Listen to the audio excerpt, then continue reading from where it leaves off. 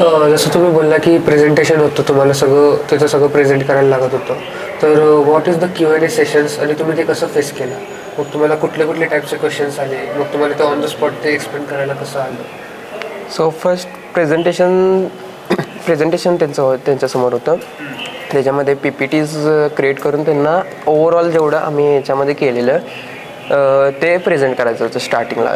त्याच्यामध्ये आम्ही एक थोडंफार AIचा वापर करून PPT क्रिएट करून आणि मॅन्युअली एफर्ट टाकून PPT क्रिएट केलेली आणि ती आम्ही पिच केली. म्हणजे जसं आम्हाला त्यांना सांगता येईल की आपण हे कसं बिगिनर्ससाठी पण आणि एक एक्झॅक्ट जो एक्सपर्ट आहे त्या ह्याच्यामध्ये त्यांचा आम्ही कसा टाईम वाचू शकतो किंवा कसा आम्ही त्यांना एक डिरेक्ट वे प्रोव्हाइड करू शकतो हे आम्ही आधी पिच केलं. त्यानंतर त्यांच्याकडून क्वेश्चन्स म्हणाले त्यांनी जास्त इतके क्वेश्चन विचारले नाहीत, कारण की आम्ही त्याचे जे प्रेझेंटेशनमध्ये बऱ्यापैकी जवळपास हे केलं होतं. तरी त्यांचा क्वेश्चन होता की त्यांनी आमच्या म्हणजे त्यांची जी व्हल्चर कंपनी आहे त्या व्हल्चर कंपनीचे किती सर्व्हिसेस तुम्ही यूज केला, म्हणजे सर्व्हिसेस का, तर त्यांना त्यांच्या ह्याचं प्रमोशन किंवा त्यांच्या कंपनीचं हे म्हणजे एक इमेज त्याच्यामध्ये किती प्रोजेक्टमध्ये किती कोलॅबरेशन केलं आहे तुम्ही त्याच्यावर.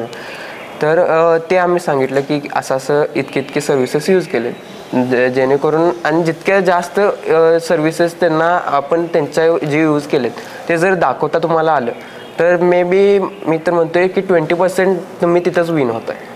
आणि आम्ही तर जवळपास त्यांचे सगळे सर्व्हिसेस क्रिएटच करून इन्फ्रास्ट्रक्चरवरती करतो. तर त्यामुळे त्यांना ही आयडिया आवडली.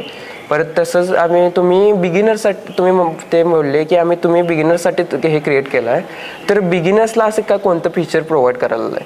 तर मग आम्ही त्यांना हे दिलं की आम्ही एक इन्साईटचं फीचर डिरेक्टली चॅटबॉटच प्रोव्हाइड केला आहे, जो चॅटबॉटचा यूज करून आपण बिगिनर डिरेक्टली त्यांच्याशी कॉन्टॅक्ट करून फक्त जस्ट प्रॉम्प्टने किंवा जस्ट चॅटिंगनं त्याच्याशी कॉन्टॅक्ट करून तो जे एक्सपर्टला लागणार आहे त्या गोष्टी त्याच्याकडून जस्ट चॅटिंगनं फ्रेंडली वेमध्ये मिळेल असं. म्हणजे त्यात पण मला वाटतं PPT एवढी पण मॅटर करत नाही, कारण आमचं पण प्रेझेंटेशन जे फायनल राऊंडचं होतं तर त्यामध्ये प्रेझेंटेशन पण आमचं कंप्लीट PPT कवर पण झाली नव्हती.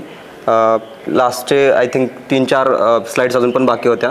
खरं त्यांनी मध्येच थांबवलं आम्हाला की प्रेझेंटेशन बास झालं म्हणून, आणि नंतर जे पण काय होतं ते सगळं म्हणजे Q&A टाईपमध्येच कंटिन्यू झालं की त्याच्यामध्ये मग भरपूर एज केसेस डिफाईन केल्या त्यांनी की व्हॉट इफ असं झालं तर म्हणजे आउटपुट काय देणार.